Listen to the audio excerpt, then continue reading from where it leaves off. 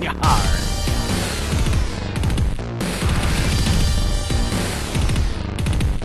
Hello everyone, Nordic Beast here, and welcome back to the Shipyard. So first of all, this is not my mod episode. I'm sorry about that. I'm still working on it. I've had some issues with Dxtory, and I actually had to delete 2/3 of the episode that I recorded yesterday. Yay! So I have to re-record it and put it out. Not only that, for the mod episode, I am doing a lot for it. I'm doing a lot of editing, a lot of separate cuts and whatnot, so it's going to be a big pain in the butt. Well, since it's been a while since I put out an episode and that went wrong, and actually I've already recorded this episode and I had the same issue with Dxtory, it is not working, so I can get this episode out. Also, on that front, tomorrow, Thursday, I will be recording the rest of my Next Glorious Adventures episode, and I will probably be on the NID server tomorrow, finally. So I talked to Salford Sal tonight, and she's got a project for me. I was actually on there the other day looking around everywhere, and then I decided to steal a little bit of Anubis's supplies and make a cryopod. So, alright, well, from the intro you probably saw, I have a boat, because I'm on a motherfucking boat. So, somebody on the workshop posted a boat that's basically, it's a giant rover, and it uses wheels, you know, for propulsion as well as for steering. Well, I went a different route. I had seen another vehicle before that was a hovercraft that used wheels with suspension on its side, and that's what I'm using here. The key to it is the settings, which, by the way, the quote-unquote rotors you see there aren't actually rotors. They're actually the suspension you see in there.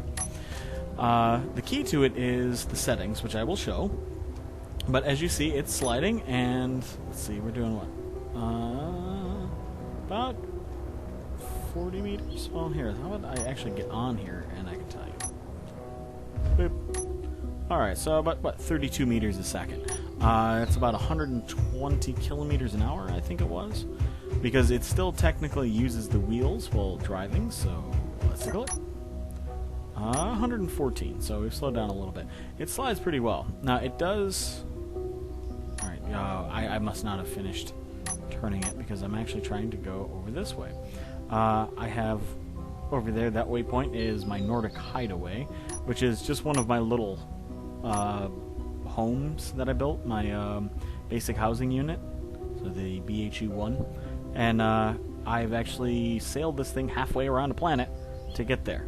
I was on the sunny side of this planet, Thera, for my workshop, or Shipyard, workshop, which is up there, and and I figured, you know, I'd try to sail this thing around, see if I could get to, you know, one of my places here, which I have that, and I have Nordsville, which is not complete. So, which in my last episode you actually saw part of. It was in the pictures of DHR Mike trying to land on top of a building with my North Star, which in the last episode, oh, don't you dare tip. You look like you want to tip. Don't you tip. Come on. So, this is actually an extremely efficient way to get around a planet if you have lots of flat space like this ice. Which, I mean, you know, I designed this for role-playing, but it does actually work. Quite surprisingly. Now, the only issue I've had with the design so far, with the way like the wheels work and all that, the first time I tried to record this episode, the ship was still moving when I left. When I came back, the landing gear exploded. Well, like, the landing gear was fine, but it moved and wiggled and destroyed the blocks around it, and so I had to replace a bunch of blocks. And look at that. Look, I'm doing over 300 kilometers an hour, and it's still stable. Sometimes I get like some weird oscillation when I go that fast. So I'm just trying to get around so I can get into the inlet over there where my house is. But anyway, yeah, this thing actually handles really well. It's one thruster, one small thruster in every direction for maneuvering. That's I don't really need much more than that. So, but yeah, it runs off a single reactor, and honestly, you could probably drive this thing on a battery and solar panels and have very little issue. Because I don't have any equipment on this. I didn't know what I was going to make out of this ship. It was more of a proof of concept, so then I made it into a cargo vehicle.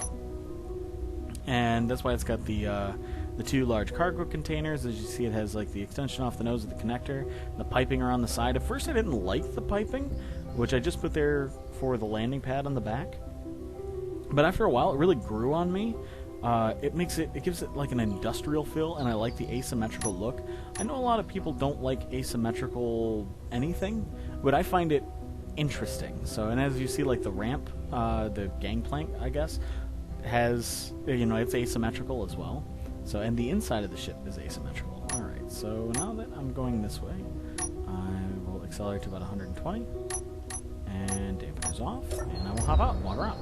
Okay, so originally I put these up here, the air vents, because I was afraid this was actually pressurized, and then after closing it all up and setting that up, I realized it's not pressurized because of this, the cargo containers. So air gets through here. So I don't actually need that at all.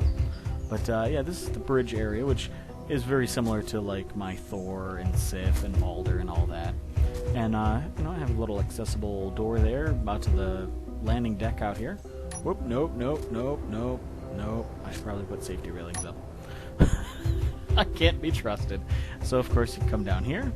We have the med bay and a crew area. You go through this back door, and you can get down to the ice. And you can also access the atmospheric thruster. God, it's late. It's 5 a.m. here. So, which I would be going to bed right now if it wasn't for my Dxtory screwing up. So overall, I'm quite pleased with this. I'm probably going to make some... Oh, are we... No, okay, we're good. I thought it was slowing down more than I was, but not by much. So it does slow down a little. And here, I'll go ahead and show you guys the settings here. Wheel suspension. So number 1, turn off steering. And also turn off propulsion. They're just here as like skids. Power doesn't really matter, but you want your friction all the way down. You want your dampening all the way down. And then you want suspension travel all the way down. And this will allow you to skid on them. Okay, so this might be an issue, because we actually kind of bump up here. Oh, it's angry. Oh, it's so angry. There's no damage, is there? Nope. But I am slowing down significantly. Alright, where's my house? Alright, let's try and get around. Oh, you know what? I'll just go ahead and kick on dampeners. I'm going to park out here so I can continue the episode. So, I really like this. This is a great way to get around a planet. So, the thing is with standard planets in the game, they don't have enough water to make this useful, but I do imagine you could make this useful on, say, the Europa world or the Titan world, especially the Titan world, because they do like, what is it called? Like rivers everywhere. But, you find that around the alien world. So, who knows? Maybe I will make this on the NID server on the Titan moon. I would love that. Now, the Europa moon, maybe, because that one's a bit bumpy, but the Titan moon's pretty smooth around the river areas. So I could build like this and be able to get around on the server. Well, at least around the Titan moon. So, alright.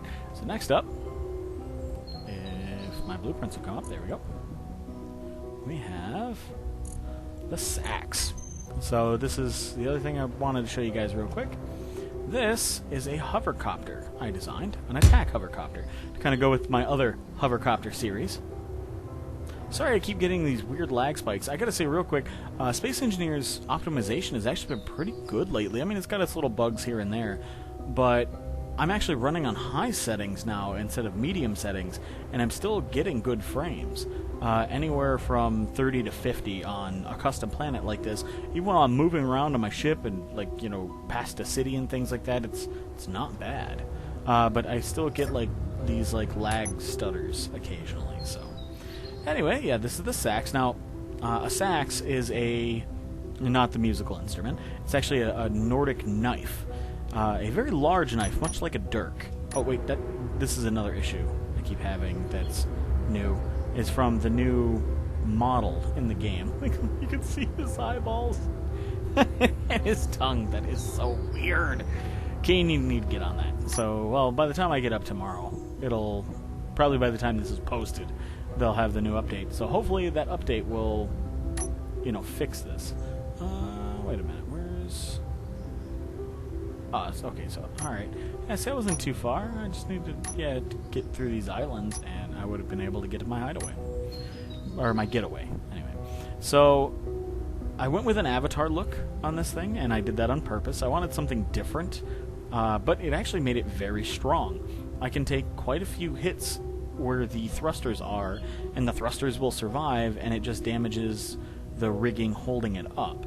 And it's a lightweight design for it. Now, the overall vehicle is 43,000 kilograms, which is pretty hefty. It's a tank, but it's meant to take out tanks, as it has 8 rocket pods and 4 Gatling guns. And yeah, so it fires 2 rockets at a time. All right, make sure, I'm not shooting my house. But in a full burst of 4, it's brutal. Absolute. Yeah, that's brutal. Oh, that's why. Okay, so the antenna was on, and there was the waypoint. That's why it was being weird. Okay, I thought maybe there was like 2 things parked here or something. I don't know.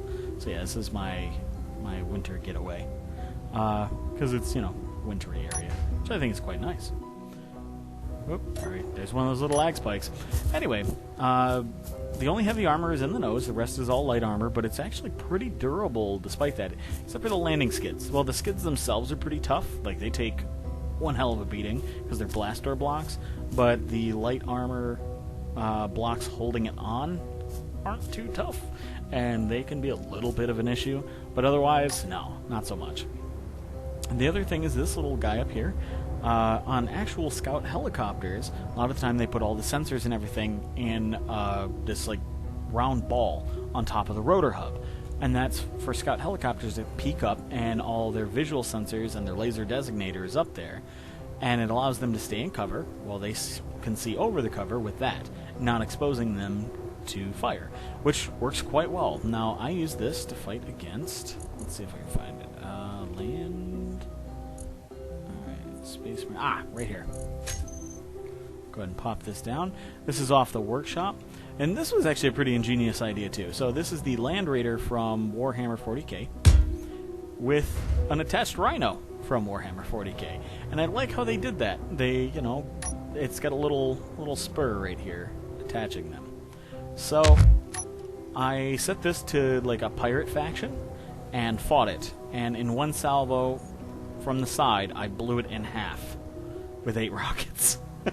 Now, what happened was its Gatling guns were targeting me, and they ended up only taking out my camera. Like, they did a little damage up here, but just the camera, because I was hiding behind a boulder, popping my camera up, and then I'd pop back down behind it, and then once I had acquired the target, I'd pop up, fire my rockets, and drop down.